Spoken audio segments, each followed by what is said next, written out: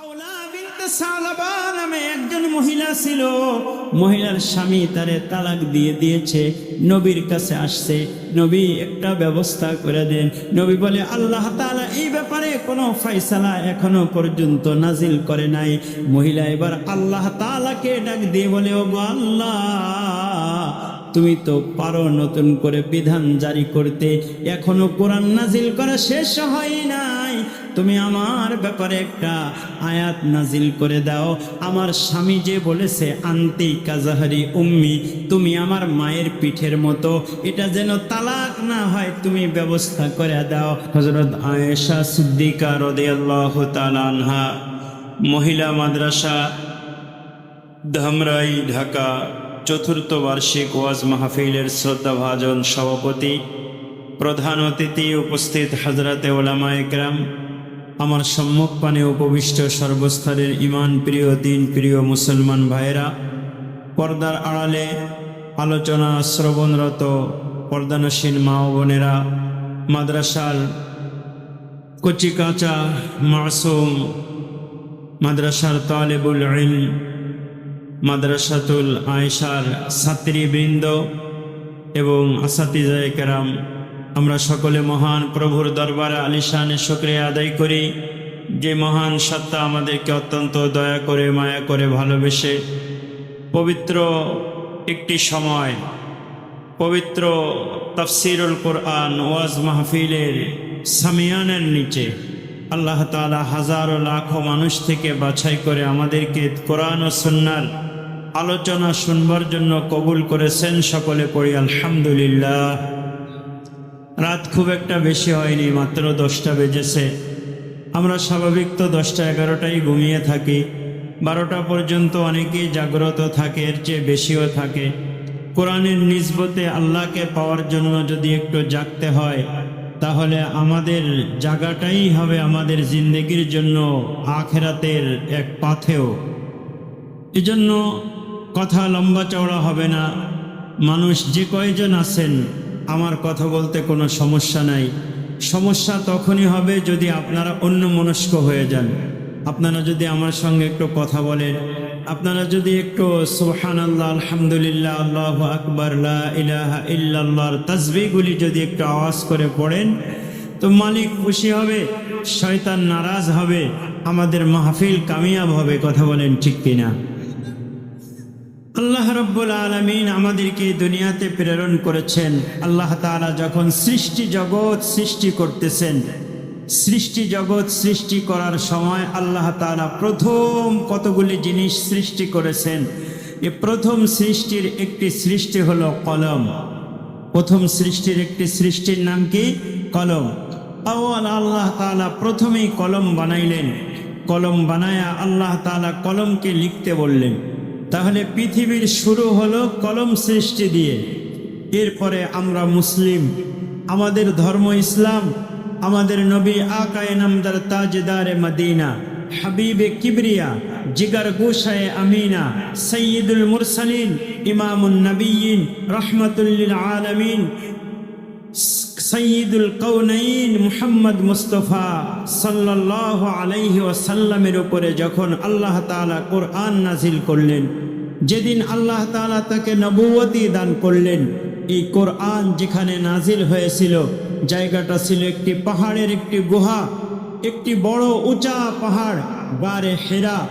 এই গারে হেরা বা জাবালে নূর এর একটি গর্তের ভিতরে হযরতে জিবরাইল আলাইহিস সালাতু ওয়াস সালাম এসে আমার নবীকে বললেন, ইকরা, পড়ো। আমার নবী বয়স তখন 40 বছর হয়ে গিয়েছে। ইতিপূর্বে কোনো দিন তিনি কোনো উস্তাদের সামনে বসে লেখাপড়া করেন নাই, কোনো পাঠশালায় মাদ্রাসায় তিনি যান নাই। একা একা জাবালে নূরের ভিতরে বসে বসে ধ্যানমগ্ন অবস্থায় থাকেন। মাঝে মাঝে ওখান থেকে আল্লাহ তাআলার ঘরের দিকে তাকান। আল্লাহ পাক রব্বুল আলামিনের ঘর ওখান থেকে সোজাসুজি দেখা যায়। এখন তো আমরা উঠি ওখানে, কিন্তু দেখতে পাই না, কারণ বড় বড় বালাখানার কারণে আল্লাহর ঘরটা তো বেশি বড় নাই, কারণে দেখা যায় না। কিন্তু নবীজি সাল্লাল্লাহু আলাইহি ওয়াসাল্লাম গারে হিরার ভিতরে বসে বসে আল্লাহর ঘর দেখতেন আর ধ্যান করতেন। একদিন দেখেন যে ঘরের ভিতরে একবারে আলোকিত হয়ে গিয়েছে। আল্লাহ তাআলার নূরের ফেরেশতা জিবরাইল এসে নবীজিকে বলে, ইকরা। আমার নবী বলে, মা আনা বিকারি, আমি তো পড়ুয়া নই, আমি তো লেখাপড়ায় অভ্যস্ত নই। জিবরিল আবার বলে, পড়ো। আমার নবী বলে, মা আনা বিকারি। জিবরিল আবার বলে, পড়ো। আমার নবী বলে, মা আনা বিকারি। জিবরাইল আমার নবীর সিনাটাকে নিজের সিনার সাথে মিলাইয়া চাপ দেওয়ার পরে এবার বলে, ইকরা, পড়ো। আমার নবী পড়া শুরু করে দিয়েছে। জিবরাইল আমিন পুরা আয়াত পড়লেন, ইকরা বিস্মি রাব্বিকাল্লাযী খলাক। পড়ো প্রভুর নামে, পড়ো তোমার প্রভুর নামে যিনি সৃষ্টি করেছেন। সৃষ্টি করেছেন কে? সবার স্রষ্টা কে? আল্লাহ রাব্বুল আলামিনের নামে যখন পড়তে বললেন আমার আপনার নবী, নবী দো জাহান মুহাম্মদ মুস্তাফা সাল্লাল্লাহু আলাইহি ওয়াসাল্লাম পড়া শুরু করে দিলেন। পড়তে পড়তে নবী আমার 5টি আয়াত জিবরিল আমিনের সঙ্গে পড়লেন। তাহলে ইসলামের সূচনা হয়েছে যেই শব্দ দিয়ে, শব্দটির নাম হলো পড়ো। আর পৃথিবী শুরু হয়েছে যেই সৃষ্টি দিয়ে, এই শব্দটা হলো কলম, অর্থাৎ লেখা পড়া। পৃথিবীর বুকে শুরু দেখতে গেলে পড়া লেখার একটা উপকরণ লেখা, আর ইসলামের শুরু দেখতে গেলে পড়া, অর্থাৎ আল্লাহ তাআলার কাছে লেখা পড়ার অনেক দাম। কথা বলেন ঠিক কিনা? মানুষ যখন আল্লাহ তাআলা সম্পর্কে জানবে, পড়ালেখা করে যখন আল্লাহ তাআলা সম্পর্কে তার জ্ঞান হবে, বুঝতে পারবে যে আমার রব তিনি, যিনি আমাকে সৃষ্টি করেছেন, ওই স্রষ্টার নামে আমারে পড়তে বলেছেন। পড়বো আমরা কার নামে বলেন? আমার সন্তানকে বলবো, বাবা তুমি পড়ো বিসমিল্লাহির রহমানির রহিম। শুরুটা হবে রহমানের নামে, রহিমের নামে, শুরুটা হবে রবের নামে। রব কাকে বলে? রব সম্পর্কে মুফাসসিরে ইকরাম বলেন, যিনি যখন যাকে যেখানে যেভাবে লালন পালন করার দরকার, তিনি তখন তাকে সেভাবে সেখানে লালন পালন করতে পারেন। ওই সত্তার নাম হলো রব। যেরকম সুবহানাল্লাহ। আমাদেরকে আল্লাহ তাআলা রূহের জগতে সৃষ্টি করে রেখেছিলেন।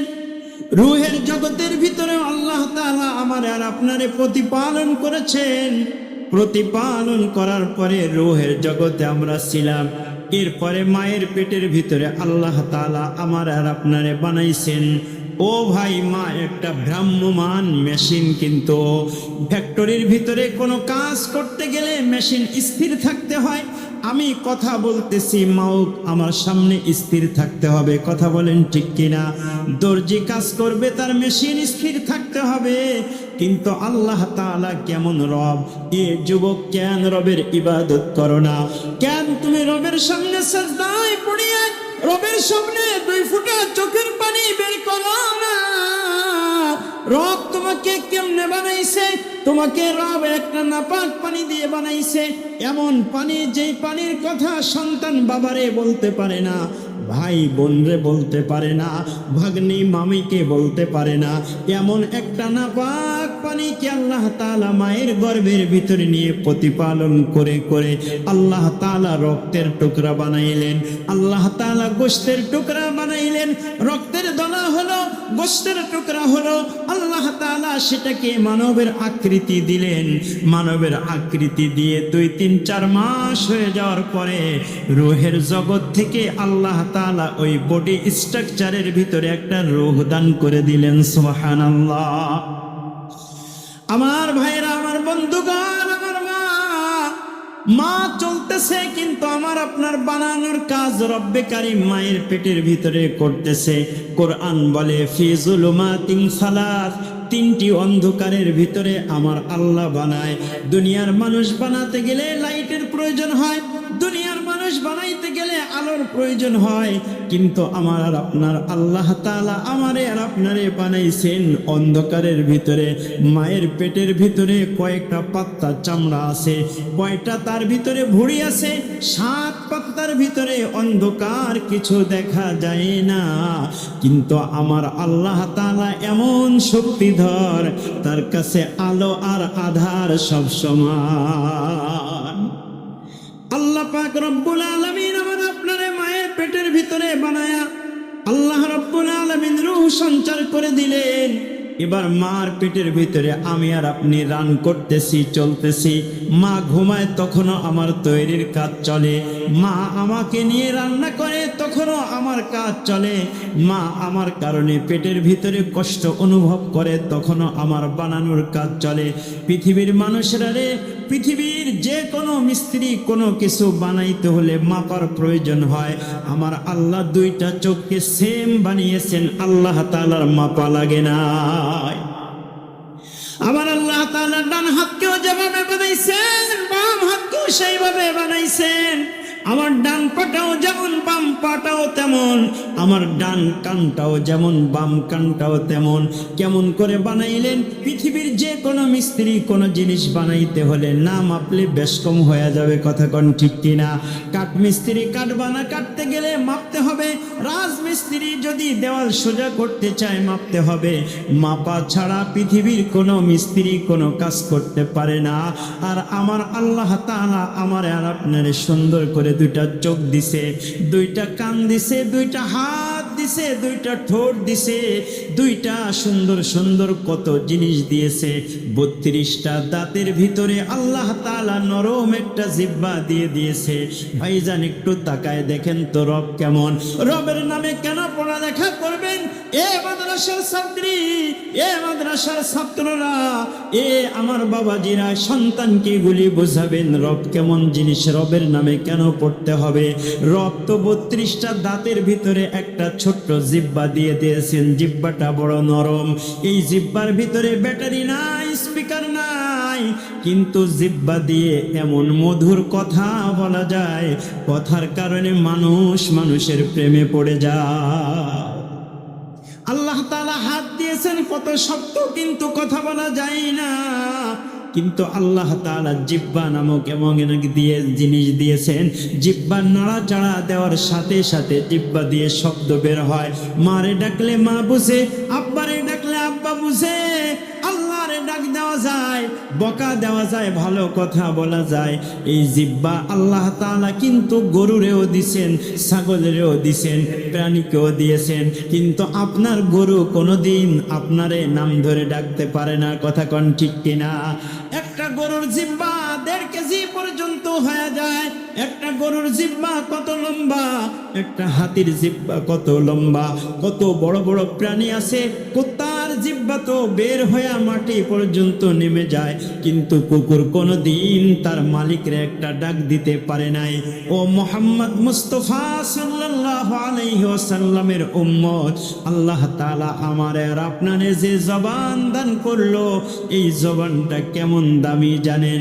এই জবানটা এমন দামি, এই জবান দিয়ে আল্লাহরে ডাক দিলে আল্লাহ সাথে সাথে বান্দার ডাকে সাড়া দেয়।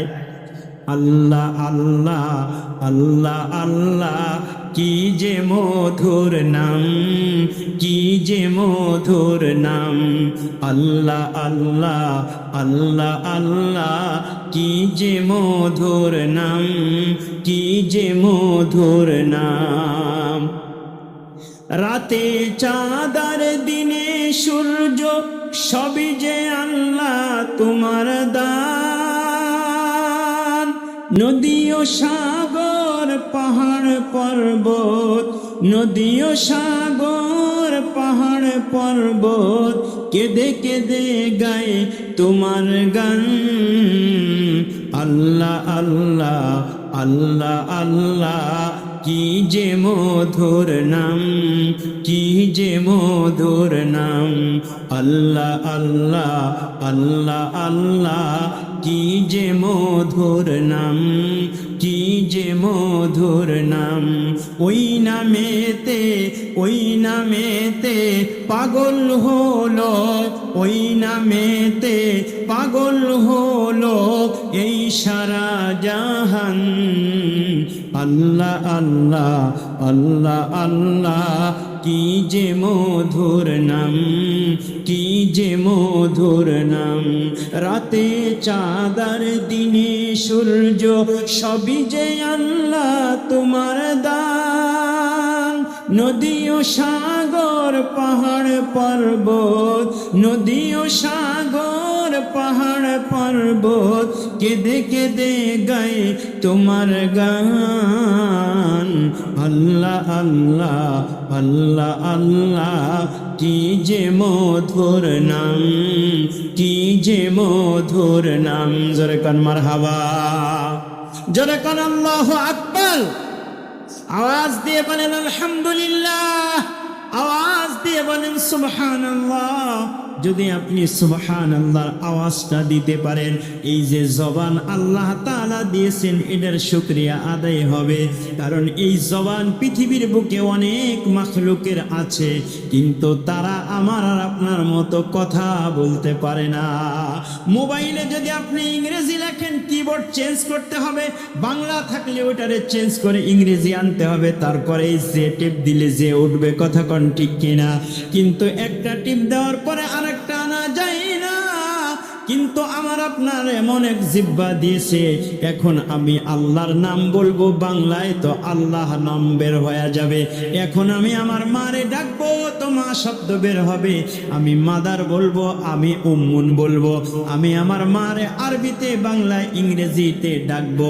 কিবোর্ড চেঞ্জ করা লাগবে না। জোরে কোন ঠিক কিনা? এজন্য আল্লাহ তাআলা ডাক দিয়ে বলে, ইকরা বিসমি রাব্বিকাল্লাযী খলাক। পড়ো তোমার প্রভুর নামে যিনি তোমাকে সৃষ্টি করেছেন। তোমার প্রভুর নামে পড়ো যিনি সৃষ্টি করেছেন। সৃষ্টিকর্তাকে, সৃষ্টিকর্তা মহান আল্লাহ রাব্বুল আলামিন। এজন্য লেখাপড়া করার থেকে মূল উদ্দেশ্য হলো লেখাপড়া করে যেন বান্দা আল্লাহ তাআলাকে চিনে। যেই লেখাপড়ার মাধ্যমে আল্লাহ চেনা যায়, ওই পড়ালেখার কথাই আল্লাহ কোরআনে বলেছেন। এই আয়াত থেকে বোঝা যায়, স্কুলের সামনে যে লেখা হয় পড়ো তোমার প্রভুর নামে যিনি সৃষ্টি করেছেন, স্কুলের পড়াগুলা তখনই এই আয়াতের প্রকৃত ব্যাখ্যা হবে যখন স্কুল কলেজ ইউনিভার্সিটিতে আল্লাহ সম্পর্কে পড়ানো হয়। এখন স্কুল কলেজে নাচের বিদ্যা শেখায়, স্কুল কলেজে গানের বিদ্যা শেখায়, স্কুল কলেজে বেপরদাগি শিক্ষা দেওয়া হয়, ঢোল তবলার বাজা শিক্ষা দেওয়া হয়, বেপরদাগি শিক্ষা দেওয়া হয়, শিরিকের কথা শিক্ষা দেওয়া হয়। আমার আল্লাহ ওই পড়ার কথা বলেন নাই। কথা বলেন ঠিক কিনা? এজন্য আমাদের দেশের এই শিক্ষা কারিকুলামকেও চেঞ্জ করা দরকার। সবাই কিন্তু মাদ্রাসায় পড়বে না, মাদ্রাসায় তো মুষ্টিমায় কিছু মানুষ পড়বে, বাকি যারা ইংরেজি অঙ্ক জেনারেল লাইনে পড়ে তারাও যেন তাদের পড়ার মাঝে আল্লাহকে খুঁজে পায়। এটা দিয়ে দেওয়া সিলেবাসের ভিতরে রাষ্ট্রের দায়িত্ব। কথা কোন ঠিক কিনা? রাষ্ট্রের দায়িত্ব এটা। এজন্য আল্লাহ তাআলা আমাদেরকে পড়ালেখা করতে বললেন। পৃথিবীর বুকে বহু পাহাড় আছে, কিন্তু গারে হেরা জাবালে নূরের দাম সবচাইতে বেশি। কারণ জাবালে নূর এমন একটা পাহাড়, ওই পাহাড়ের ভিতরে কোরআন নাজিল হয়েছিল। কোরআন এমন দামি জিনিস, কোরআন যার সঙ্গে লাগে তার দাম বেড়ে যায় পরশ পাথরের মতো। পরশ পাথরের সঙ্গে যদি লোহার ঘষা লাগে, ওই লোহা স্বর্ণ হয়ে যায়।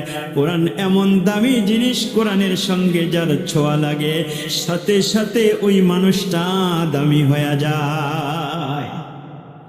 কোরআনের সংস্রবে আসলে মানুষ দামি হইয়া যায়, কোরআন মানুষের দামি বানাইয়া দেয়। এজন্য কোরআনের সংস্রবে আমার সন্তানকে দিতে হবে, আমার ছেলেকে দিতে হবে, আমার মেয়েকে দিতে হবে। কোরআন বড় দামি জিনিস। পাহাড়ের উপর কোরআন নাজিল হওয়ার কারণে ওই পাহাড়টা এত দামি হয়েছে। 1260টা সিঁড়ি বেয়ে উঠতে হয়। আল্লাহ তাআলা আমাকে ওই জায়গায় নিয়েছেন।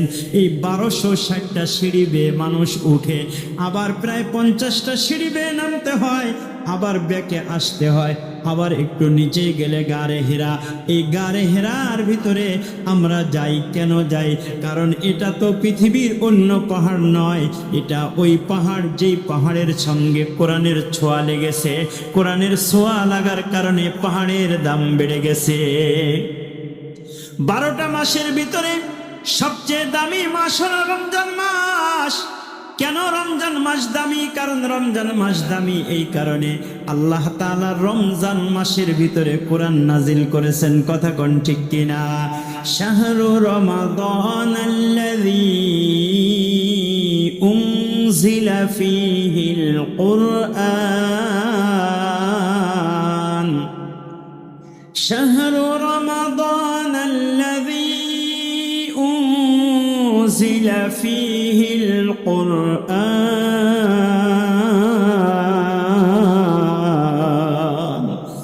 আল্লাহ তাআলা বলেন মাহে রমাদান, তার ভিতরে আমি কোরআন নাজিল করেছি। 11 মাসের উপরে রমজান মাসের দাম হয়েছে এই কারণে যে রমজানের রোজা না না না, রমজান মাসের দাম বেড়েছে কারণ আল্লাহর কোরআন নাজিল হওয়া শুরু হয়েছে রমজান মাসে। সুবহানাল্লাহ। বছরের ভিতরে 365 দিন রাত্র আছে, দিন আছে, কিন্তু এই রাত্রের ভিতরে একটা রাতের নাম হলো লাইলাতুল কদর। যে লাইলাতুল কদর সম্পর্কে আল্লাহর কোরআনে আল্লাহ বলেন খায়রুম মিন আলফি শাহর, 1000 মাসের চেয়ে উত্তম।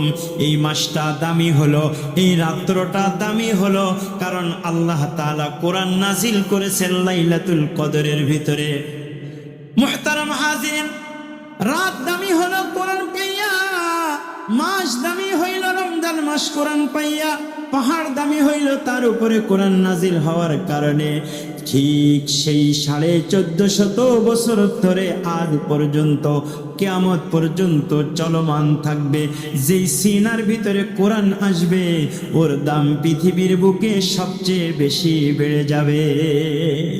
যেদিন ডিসির বাবার খবর থাকবে না, যেদিন এসপির বাবার কোনো খবর থাকবে না, যেদিন লূত পয়গম্বরের স্ত্রী পরিচয় দিবে, ওগো আল্লাহ আমি পয়গম্বরের স্ত্রী, আল্লাহ বলবে আমি পয়গম্বরের স্ত্রীকে তোমাকে নিব না, তুমি বেঈমান। যেদিন ইব্রাহিমের আব্বা পরিচয় দিবে আমি আজহার, আমি তোমার খলিলের আব্বা, ওগো আল্লাহ আমায় তুমি একটা ব্যবস্থা করো, আল্লাহ বলবে আমি খলিলের আব্বারে নিব না কারণ তুমি বেঈমান।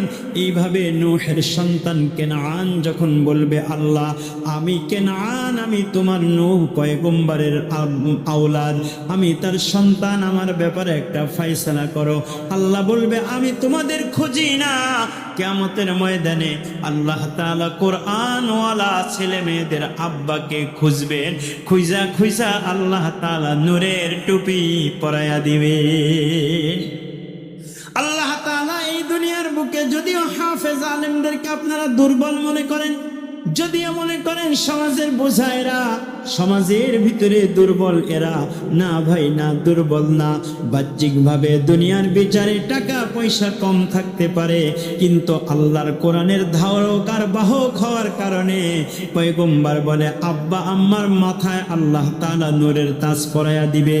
পয়গম্বর এবার বলে যার কারণে আব্বা আম্মার মাথায় নূরের তাজ, তাহলে এবার চিন্তা করো যে স্বয়ং কোরআনে কারিমকে তার সিনার ভিতরে জায়গা দিয়েছে, তার দাম কেমন হবে? জোরে কোন ঠিক কিনা? এই জন্য কোরআন পড়াতে হবে। কোরআন পড়াও ছেলে মেয়েকে। ওহে মুসলমান, জান কবজের কালে তোমার হইবে রে আসান, ঠিক কিনা বলেন? কোরআন পড়াও ছেলে মেয়েকে। ওহে মুসলমান, জান কবজের কালে তোমার হইবে রে আসান। কোনো কালে হয়নি কো জয়, একা পুরুষের তরবারি, শক্তি দিয়েছে প্রেরণা জুগিয়েছে বিজয় লক্ষ্মী নারী। এজন্য মা বোনদেরকে মাদ্রাসায় দিবেন। মা যদি ঠিক হয়ে যায় পুরা পরিবারটা ঠিক হয়ে যাবে। মা ভালো তো জি ভালো, গাই ভালো তো বাছুর ভালো, দুধ ভালো তো ঘি ভালো। কথা বলেন ঠিক কিনা?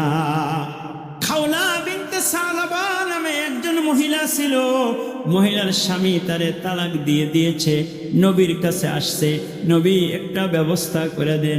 নবী বলে আল্লাহ তাআলা এই ব্যাপারে কোনো ফয়সালা এখনো পর্যন্ত নাজিল করে নাই।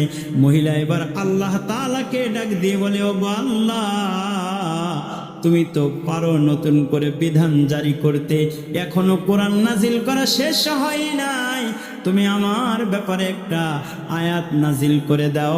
আমার স্বামী যে বলেছে আন্তি কাজাহারি উম্মি, তুমি আমার মায়ের পিঠের মতো, এটা যেন তালাক না হয় তুমি ব্যবস্থা করে দাও।